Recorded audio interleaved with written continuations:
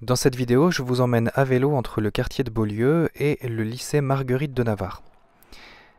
Dans ce quartier, effectivement, on est en plein dans le secteur du lycée Marguerite de Navarre. Et on démarre ici dans le chemin de Villeneuve. Et on va voir combien de temps on met à peu près à vélo pour se rendre au lycée. On n'est pas très loin de l'arrêt de bus Georges Brassens, qui est un petit peu plus loin devant nous. Donc on va le rejoindre tranquillement dans ce chemin de Villeneuve qui est globalement un petit peu en descente. Et donc c'est agréable, on va pouvoir aller très très vite. L'arrêt de bus Brassens est ici, justement, on vient de le passer. On va pouvoir aller très très vite, d'autant plus que ce chemin de Villeneuve en fait est un chemin qui n'est pas très utilisé par les automobilistes parce que il y a une rue qui a été nouvellement créée au bout et qui permet de rejoindre la grande artère, mais la grande artère qui est la N151. Mais finalement, les gens qui vont travailler dans cette zone ou les gens qui vont à la chapelle Saint-Ursin ne passent pas par ici, en définitive. C'est surtout des gens qui habitent ici qui passent par cette rue. Donc finalement, on est quand même, j'ai l'impression, très très tranquille. Moi, j'ai jamais vu grand monde quand je passe à vélo ici. Donc on est quand même très tranquille et là on peut aller en plus très vite étant donné que c'est globalement en descente. Là j'ai des pointes à 35-37 km/h à peu près. Alors il n'y a pas d'aménagement cyclable, mais finalement comme il y a très peu de circulation, voire quasi inexistante, c'est pas tellement dérangeant.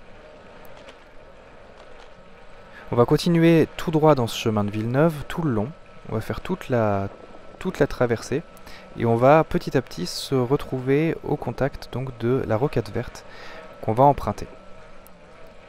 C'est un chemin très direct, très droit et ça montre un peu voilà, le temps de trajet va être, la différence de temps de trajet va être un petit peu plus réduite par rapport à d'autres trajets vers le lycée Marguerite de Navarre parce que comme c'est un trajet très direct, très droit, finalement il y a beaucoup moins de différence. C'est un peu moins bénéfique de le faire à vélo que de le faire en voiture par exemple, parce que les temps de trajet, là à vélo on va mettre à peu près 12 minutes, alors qu'en voiture on mettrait de 7 à 12 minutes selon la circulation. Comme il y a très peu de circulation sur ce chemin de Villeneuve et qu'il y a très peu d'obstacles pour rouler en voiture, finalement la voiture peut enchaîner le tout à 30 à 50 km/h. Alors qu'à vélo, évidemment, on ne peut pas rouler aussi vite. Enfin, moi en tout cas, je peux pas. De la même manière, pour les bus, on va avoir un temps de trajet en bus qui va être assez proche de celui à vélo, parce que on va avoir en gros 14 minutes en bus, à partir de l'endroit où on est parti. Et puis par contre, évidemment, à pied, là, ça fait mal, parce qu'on arrive sur du 50 minutes si vous choisissez la marche. Donc les différents modes de transport ici sont à peu près équivalents entre la voiture qui peut être souvent plus rapide mais parfois aussi longue que si vous le faites à vélo, le bus. Tout ça, ça se vaut à peu près en termes de durée.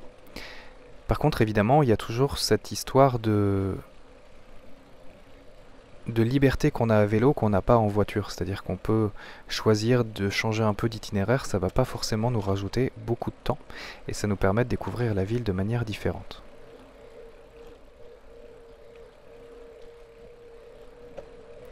Donc là, moi, j'ai une moyenne au total sur tout ce trajet d'à peu près 21 km/h, une moyenne en déplacement. Et on va, pour l'instant, vous avez vu, on n'a eu aucun arrêt ou quasiment, juste laissé passer une voiture. On rejoint ici la rocade verte et on va continuer donc ici sur ce revêtement qui est différencié au niveau du coloris. On va continuer vers l'avenue Marcel-Eglen. On a déjà vu ça plusieurs fois dans plusieurs vidéos sur différents trajets. C'est un point important en fait à vélo à Bourges, toute cette portion-là. Heureusement qu'il est là sous bien des aspects parce que ça permet de rejoindre des quartiers qui ne sont pas forcément si faciles d'accès. Il y a plusieurs, notamment tout le quartier de l'entrepôt avec l'hôpital Georges Sand par exemple qui a une grosse empreinte au sol. et qui fait que c'est pas si facile que ça de rejoindre en fait. Dans les quartiers de l'aéroport, c'est un peu la même chose. S'il n'y avait pas cette rocade verte, on serait un petit peu plus embêté, on devrait faire des gros détours.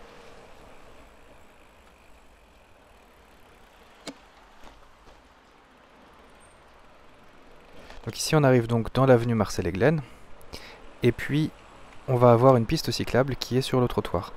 Donc à partir de là, en fait, on va avoir une piste cyclable, enfin depuis déjà l'entrée de la rocade verte, on a une piste cyclable qui a été très bien pensée et qui est très très fluide.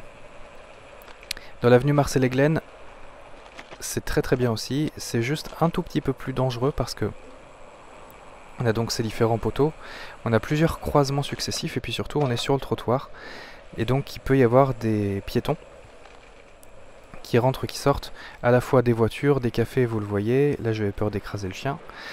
On a plusieurs dangers potentiels, donc on ne peut pas rouler aussi vite que ce qu'on ferait si on était sur la chaussée.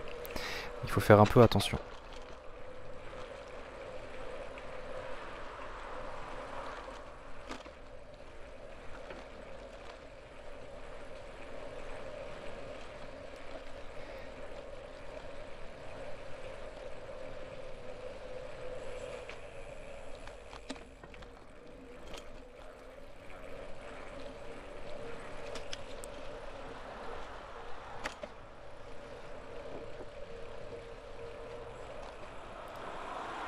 A noter que ça c'est une piste cyclable unidirectionnelle, on n'a qu'une direction sur ce trottoir là, mais on a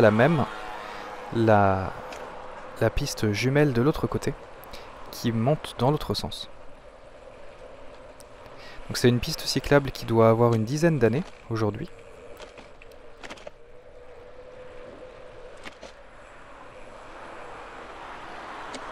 Et qui est très appréciable pour rejoindre justement le bas de la rue d'Oron, même si malheureusement, vous allez le voir, elle s'arrête bien avant. Et on va justement au niveau du... J'ai l'impression dans toutes les vidéos de trajet dont je parle, quand on passe par là, je vous parle du point noir qu'est le boulevard de l'Avenir. Et c'est effectivement un vrai souci pour les cyclistes, ce boulevard de l'Avenir, parce qu'il rompt énormément de continuité cyclable. Il y a plusieurs endroits où on est obligé de composer avec, entre guillemets. Là ça va être le cas aussi, on va bientôt être déversé, entre guillemets, sur l'avenue Marcel Eglen. À cet endroit, au niveau du feu, on est obligé de revenir sur la route. Alors il y a un sas vélo qui nous permet de se mettre à l'avant des voitures. Mais ici, donc, on va croiser le boulevard de l'Avenir, et c'est toujours le même problème avec ce boulevard de l'Avenir, il est quand même assez ancien, d'une vision assez ancienne de la circulation qui est entièrement dédiée aux voitures. C'est un boulevard de l'avenir tourné vers le passé, en quelque sorte. On va prendre en fait en face de nous la rue Jean-Jacques Rousseau, qui est donc pile en face de nous.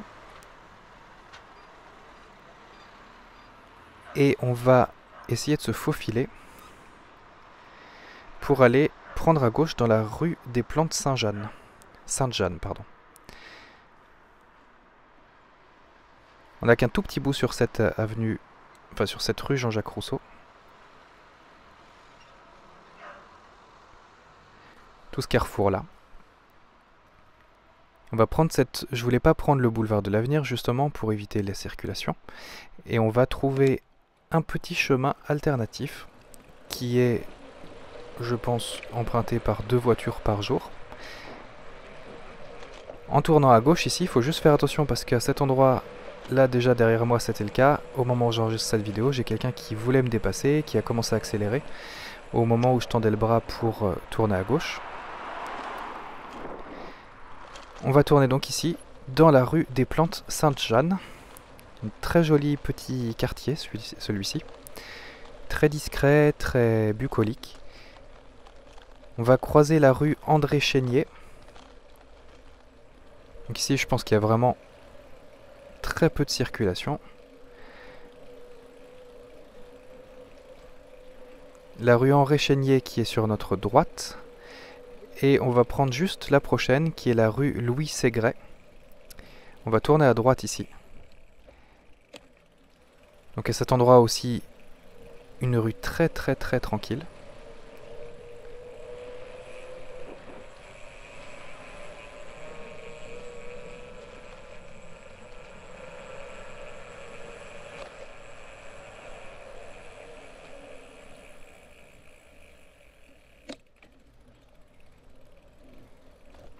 Et puis on va arriver à l'extrémité de cette rue Louis Ségret, on va arriver au croisement avec la rue Louis Mallet. On va prendre cette rue Louis Mallet vers la gauche.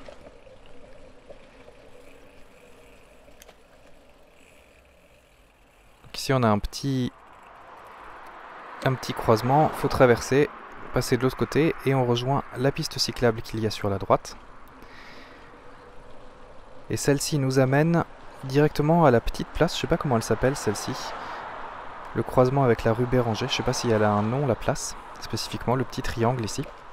On va prendre en tout cas un petit peu sur la droite. On fait attention parce que il peut y avoir des cyclistes qui arrivent, et puis des automobilistes aussi bien sûr, mais des cyclistes qui arrivent aussi depuis notre droite. Et puis on va prendre la rue de Vauvert, ici en contresens cyclable. Et celle-ci elle est agréable à vélo parce qu'elle est assez large et on est sûr de ne pas avoir de voiture qui nous arrive dans le dos. Donc on peut faire tout simplement attention à ce qui se passe devant nous et pas avoir besoin d'avoir des yeux derrière la tête. À l'issue de cette rue, à l'extrémité de cette rue, on a un tout petit feu vélo ici qui est caché derrière la voiture garée. J'ai eu de la chance, je l'ai eu au vert. Et puis on va continuer tout droit et on arrive tranquillement au lycée Marguerite de Navarre.